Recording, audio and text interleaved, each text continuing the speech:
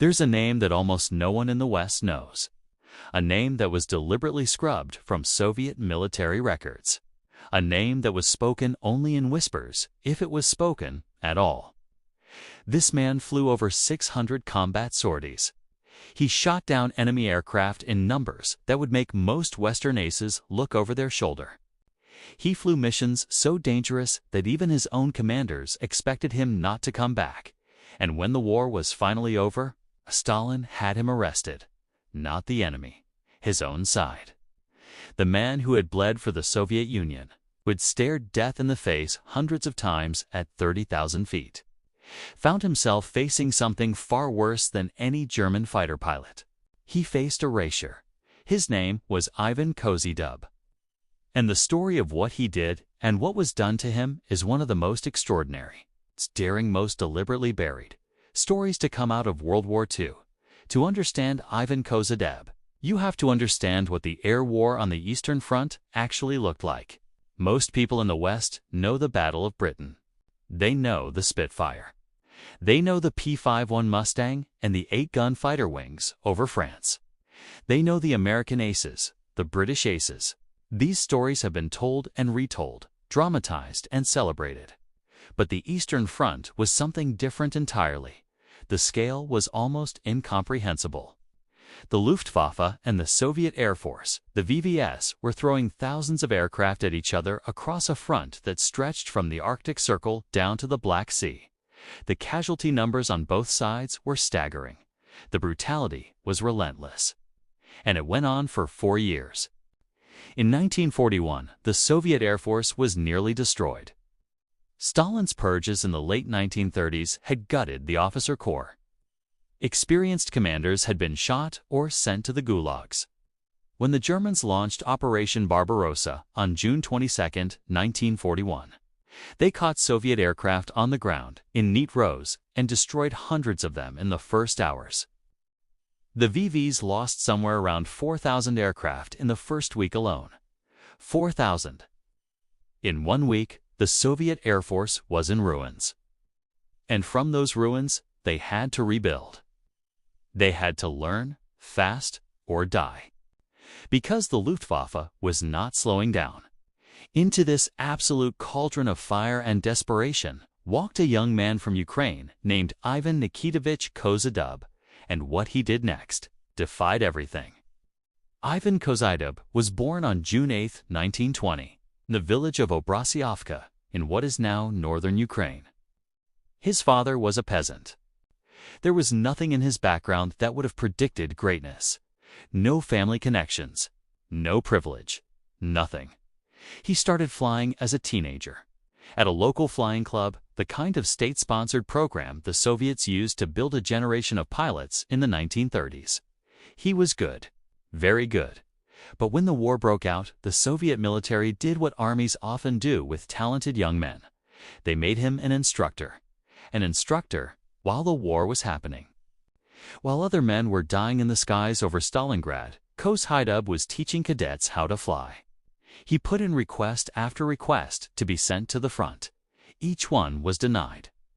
The logic was simple and cruel. He was too valuable as a teacher. He finally got to the front in March 1943. He was assigned to the 240th Fighter Aviation Regiment, flying the Lavochkin La-5. Now, the La-5 is a plane that doesn't get nearly enough credit in Western aviation history. It was a single-engine fighter designed by Semyon Lavochkin's team. And it entered service in the middle of 1942 as a desperate attempt to counter the Focke-Wulf FW-190, which had been carving through Soviet formations like a knife through paper. The La-5 was not perfect. Early models had problems. But it was tough. It was fast at low altitudes, and in the hands of a skilled pilot, it was deadly. Kozhedub was about to make it famous. His first missions were not glorious. In fact, his first real combat engagement nearly killed him. On one early sortie, his La-5 was hit, and he had to fight the aircraft back to the airfield, barely in control. His plane was so riddled with holes that ground crew could barely believe he'd made it back. But he learned from it. Every mission taught him something.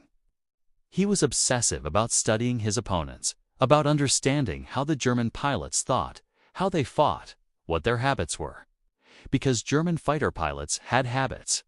The Luftwaffe trained its pilots to a very high standard, but it also trained them to use specific tactics repeatedly. Kozhedub studied those patterns. He memorized them.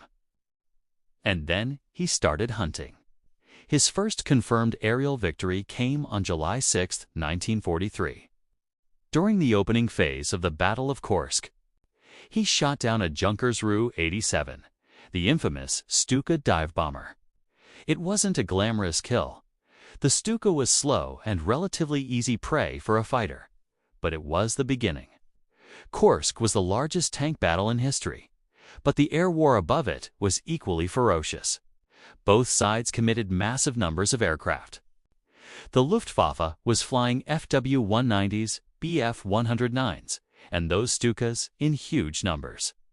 The VVS was throwing in La-5 South, Yakwan South, Yakseven South, Il-2 ground attack aircraft. The sky was chaos. In this chaos, Kozhedub thrived. There's something that sets the truly elite pilots apart from the good ones. It's not just reflexes, though reflexes matter.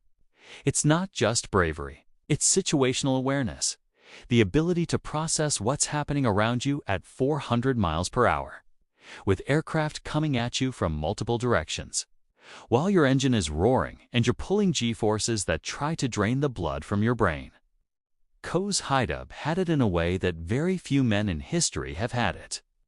By the end of the Battle of Kursk, he had established himself as someone to watch. His kill count was growing. His technique was becoming unmistakable. He preferred close-range kills, getting within 100 to 200 meters before opening fire. Terrifyingly close. The kind of distance where, if you miscalculate, you fly straight through the debris of the aircraft you just destroyed. But at that range, you almost never missed. And Kozhedub almost never missed. Through the second half of 1943, his reputation spread through the regiment, then through the division. Soviet air commanders were not blind. They could see what they had. In February 1944, he received his first Hero of the Soviet Union Award, the highest military decoration the country gave. He had 26 confirmed kills at that point. 26, and he wasn't done, not even close. In 1944, he transitioned to the La-5 FN, the upgraded version of his aircraft, with a direct fuel-injected engine that gave it significantly improved performance. And then, later, to the Lavochkin La-7. The La-7 was something special. It was one of the finest piston-engine fighters produced by any nation during the Second World War. It was fast, capable of around 680 kilometers per hour at altitude. It was agile. It climbed well, and Kozhedub flew a specific La-7 that had been built using contributions from a Soviet collective farm. A famous aircraft, designated White 27, which is now on display in Moscow. With the La-7, he became unstoppable. Through 1944 and into 1945, the Soviet advance was grinding westward. Germany was being pushed back on all fronts. But the air war did not become easier. If anything, the desperation of the Luftwaffe made certain encounters more dangerous. The Germans were throwing everything they had into the defense. And then came something that almost no one expected. On February 19, 1945, Ivan Kozhedub was on a patrol near the Oder River in what is now western Poland. And he encountered something he had never seen before. A Messerschmitt Me-262. The Me-262 was the world's first operational jet-powered fighter. It was a technological leap that genuinely alarmed Allied planners when it started appearing in numbers in late 1944. It was faster than anything the Allies had in the air, capable of speeds approaching 870 kilometers per hour. Piston engine fighters couldn't catch it in level flight. The standard wisdom was that the only way to kill an Me-262 was to catch it during takeoff or landing. When it was slow and vulnerable, in the air, it was considered nearly untouchable. Kozhedub spotted to Mi-262s flying below him. He immediately pushed into a diving attack. Using altitude to generate speed, the one moment a piston-engine fighter could match or briefly exceed the jet's velocity. He closed fast, opened fire at close range, and shot down one of the jets before the German pilots even knew what was happening. He became one of the very few piston-engine pilots in history to shoot down a jet aircraft in aerial combat. Think about what that means. The Mi-262 was flying at speeds no one had ever fought at before. The tactics had to be invented in real time. The window of opportunity was measured in seconds, maybe less. And Kozhedub read the situation, made the calculation, and executed perfectly. When the war ended in May 1945, Ivan Kozhedub had 64 confirmed aerial victories, more than any other Allied pilot in World War II. 64. The top American ace, Richard Bong, had 40. The top British ace of the war in Europe had 32. Kozhedub had 64. He had flown 330 combat missions. He had engaged in 120 aerial battles. And in all of that, in all those sorties over some of the most contested airspace in history, he was never once shot down, never once forced to bail out. That's almost impossible to comprehend. But here's where the story takes a dark turn. Because Kozhedub also did something during the war that the Soviet government wanted very badly to hide. Something that, if it had become publicly known at the time, could have caused a serious diplomatic incident between the Soviet Union and its Western allies. In April 1945, during the final weeks of the war in Europe, Kozhedub was flying a patrol when he encountered two American P-51 Mustangs. Now, the official story, the sanitized version, says that the Americans opened fire on him first, perhaps mistaking his La-7 for a German aircraft. Friendly fire incidents between Soviet and American aircraft were not unheard of in the chaotic final weeks of the war. When front lines were moving fast and aircraft recognition was genuinely difficult. What happened next, in multiple accounts, is that Kozhedub shot down both P-51s, both of them. Whether he fired first or returned fire is something that has never been definitively established from the available records. Both American pilots survived. They parachuted to safety. But the incident was quickly and quietly buried by Soviet command. It never appeared in Kozhedub's official record. The American pilots were not officially notified about who had shot them down. This incident existed only in whispers for decades. It didn't fit the narrative of Allied unity. It was inconvenient on both sides. And Stalin's government was very good at making inconvenient things disappear. But that was just the beginning of what Stalin would do to Kozhedub. After the war, the politics of the Soviet Union became increasingly paranoid and dangerous. Stalin's grip tightened. Returning war heroes were not always celebrated. Many were viewed with suspicion. Men who had become famous, who had independent reputations, who had the loyalty of other soldiers, were potential threats. Or at least, that's how the paranoid calculus of Stalinism worked.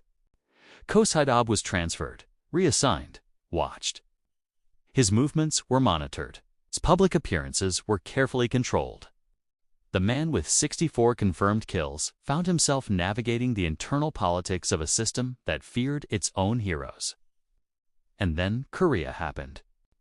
In 1950, when the Korean War broke out, the Soviet Union secretly sent air forces to support the North Koreans, something they publicly denied at the time and for decades afterward. Soviet pilots flew MiG-15 jet fighters in what became, in effect, the first major jet-versysted air war in history. Kozhedub was appointed commander of the 324th Fighter Aviation Division deployed to Korea. He did not fly combat missions himself. He was too senior, and Soviet command was very aware that having a famous pilot captured by American forces would be a catastrophic propaganda disaster. But he commanded the men who did fly. Under his command, the 324th compiled an extraordinary combat record. His pilots, flying MiG-15s, were some of the most effective in the Korean War. The Soviet Union denied any of this happened for 40 years. Kozhedub's role in Korea was classified. His name was kept out of any official accounts. The men who served under him were ordered not to speak about it. A chapter of his life, a significant chapter, was locked away in a file somewhere in Moscow and stamped with a classification that meant silence. Doesn't that tell you something about how the Soviet system worked? It's the most decorated pilot in Allied history, a man who had given everything for his country, had significant parts of his career treated as secrets to be buried rather than accomplishments to be honored. He received his third Hero of the Soviet Union award in 1945, one of only 2 Soviet pilots to receive it 3 times. He rose through the ranks of the Soviet Air Force and eventually became a Marshal of Aviation. But the man behind the medals, the real story of what he saw, what he did, and what was done to him was only slowly pieced together after the Soviet Union collapsed. Because when the archive started to open in the 1990s, researchers found the gaps, the missing reports, the classified files, the incidents that had been deliberately omitted from the official record. A man who flew 330 combat missions, who shot down 64 aircraft, who shot down a jet in a piston-engine plane, whose wartime record was quietly but deliberately edited by the very government he had bled for.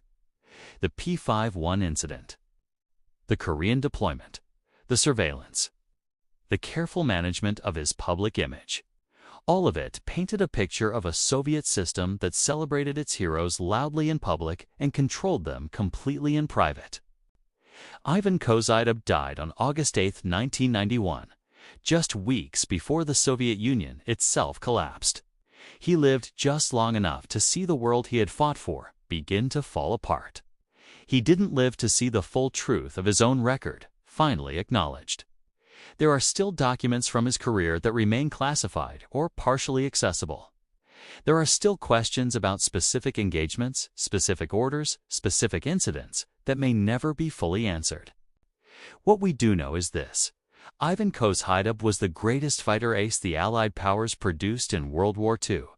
By any objective measure, by any count of confirmed victories, by any assessment of the conditions he flew in, by any analysis of the opponents he faced. And yet, outside of Russia, and even within it, his name is barely known. While the names of lesser aces get documentaries and movies and best-selling books, the man with 64 kills is a footnote in Western military history.